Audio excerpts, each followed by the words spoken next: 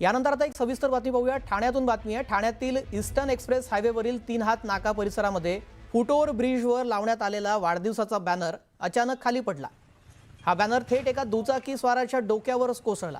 दरम्यान दैव बलवत्तर म्हणून सुदैवानं बाईक स्वार या घटनेमध्ये थोडक्यात बचावलाय। बॅनर कोसळल्याची ही घटना कॅमेऱ्यामध्ये कैद झालेली आहे। दरम्यान संबंधित बॅनर लावण्यासाठी कुणाची परवानगी घेतली होती का असा सवाल आता उपस्थित केला जातोय। तसेच कोणत्या निकषांनुसार हा बॅनर लावण्यात आला होता असा सवालही उपस्थित केला जातोय। दरम्यान या प्रकरणाची संबंधित प्रशासनाने तातडीने चौकशी करण्याची मागणी जोर धरू लागली आहे।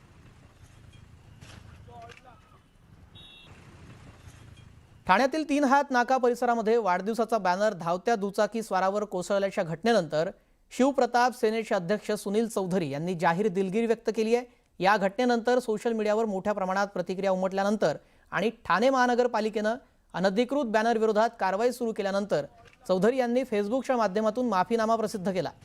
सुनील चौधरी यांनी आपल्या निवेदनात म्हटलं आहे की आपल्या कार्यकर्त्यांकडून लावण्यात आलेल्या बॅनरमुळे घडलेली ही घटना अत्यंत दुर्दैवी आहे। त्या दुचाकी स्वाराची आपण मनापासून माफी मागतो। कुणालाही इजा पोहोचवणं किंवा कुणाचीही गैरसोय करणं हा आमचा हेतू नव्हता।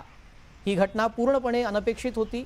तसंच भविष्यात अशा प्रकारच्या घटना पुन्हा घडू नये यासाठी बॅनर लावताना सुरक्षेचे सर्व नियम पाळले जातील आणि आवश्यक ती खबरदारी घेतली जाईल अशी ग्वाहीही त्यांनी दिली आहे। दरम्यान या घटनेनंतर ठाणे महानगरपालिकेने शहरातील अनधिकृत बॅनर आणि होर्डिंग्ज हटवण्याची मोहीम आता अधिक तीव्र केली आहे। सार्वजनिक सुरक्षेला धोका निर्माण करणाऱ्या बॅनर विरोधात आता कठोर कारवाईचा इशारा देण्यात आला आहे।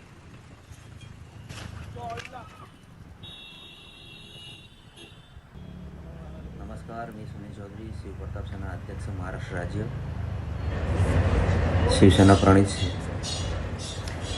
माजी कार्यकर्त्याकडून लावण्यात आलेल्या बॅनरपैकी एक बॅनर अचानक खाली पडून एका महिलेच्या अंगावर पडण्याची दुर्दैवी घटना घडली। ह्या घटनेमुळे त्यांना झालेल्या त्रासाबद्दल मी मनपूर्वक दिलगिरी व्यक्त करतो आणि त्याची मनापासून माफी मागतो। कोणालाही इजा पोहोचवण्याचा किंवा गैरसोय निर्माण करण्याचा आमचा कोणताही हेतू नव्हता। ही घटना अत्यंत दुर्दैवी आणि अनपेक्षित होती।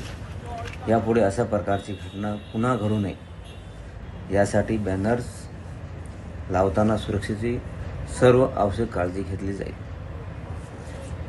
पुन्हा एकदा सर्वांची माफी मागतो। जय हिंद, जय महाराष्ट्र। नमस्कार। आपण ही 2 दृश्य पाहतोय। धावत्या दुचाकीवर हा बॅनर कोसळला आणि आता त्यानंतर ठाणे महानगरपालिकेकडून कारवाई करण्यास सुरुवात करण्यात आलेली आहे। हा दुचाकी स्वार इथे जात होता, महिला मागे बसलेली होती आणि त्यानंतर अचानक वारा सुटला आणि त्यानंतर हा फुटओव्हर ब्रिजवर लावलेला वाढदिवसाचा हा शुभेच्छा देणारा बॅनर होता जो थेट या दुचाकीवर कोसळला। त्यामुळे या दृश्यांमध्ये स्पष्ट दिसतंय या महिलेच्या अंगावर हा बॅनर कोसळताना दिसतोय आणि त्यानंतर आता मनपा प्रशासनाला जाग आलेली आहे आणि त्यानंतर जे अनधिकृत होर्डिंग्स लावण्यात आलेले आहेत ते हटवण्याचं काम सुरू करण्यात आलं।